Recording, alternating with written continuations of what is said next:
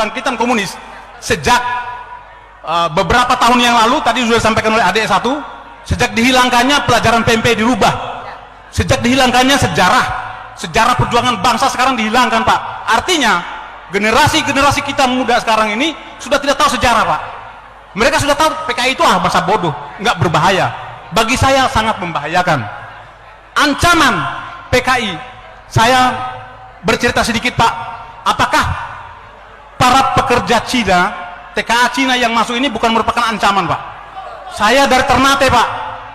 Saya di dinas terakhir sebagai komandan kompi di Satuan 732 Raider di Ternate. Setiap saya pulang jam 2 malam penerbangan, di bandara itu hampir penuh dengan orang-orang Cina. Tidak bisa berbahasa Indonesia. Bayangkan, Pak.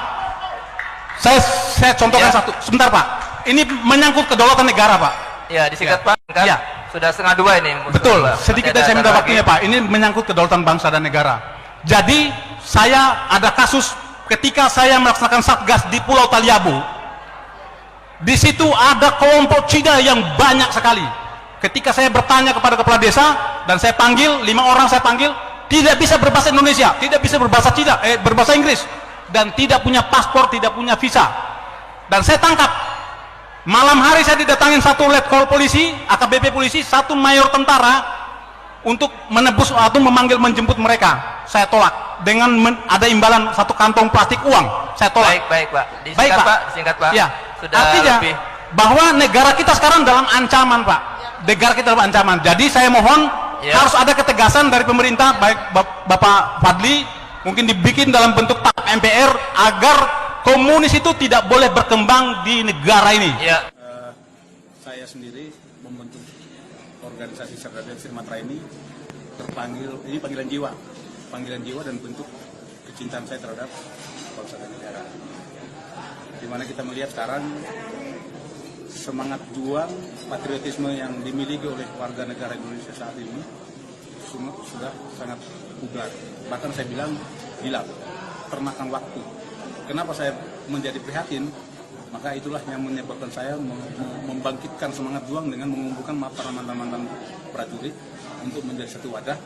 Yang pertama, tujuan daripada kita membentuk wadah ini adalah menyambung silaturahmi para mantan prajurit yang sudah dikeluarkan dari kedinasan, baik yang pensiun ataupun yang ex. Itu saya satukan hanya untuk menyatukan satu pemahaman yang sama.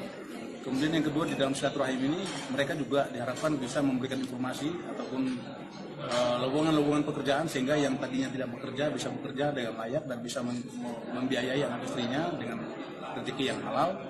Nah, kemudian yang ketiga, kalau mereka sudah terisi perutnya dan seperti yang tadi sudah disampaikan juga, tentunya kita mudah untuk membangkitkan semangat juang mereka untuk membela kebenaran dan keadilan. Karena kita ketahui bahwa negara kita saat ini sedang sakit. Kita prihatin semua. Sekarang kalau kita bisa bilang masyarakat Indonesia sekarang, masyarakat atau rakyat kita membiayai pemerintah.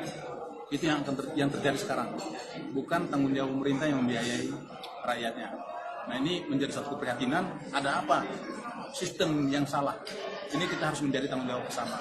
Sehingga kami Cerdas Sumatera hadir untuk menciptakan kesejahteraan bersama sesama anggota, juga ingin memberikan kontribusi yang terbaik untuk bangsa dan negara. Pak, terkait intoleransi dan radikalisme, sikap daripada Trimatra sendiri belum? Pada prinsipnya, politik kami tidak berpolitik, tetapi kami politiknya adalah politik negara, sama dengan doktrinnya Tentara Nasional Indonesia.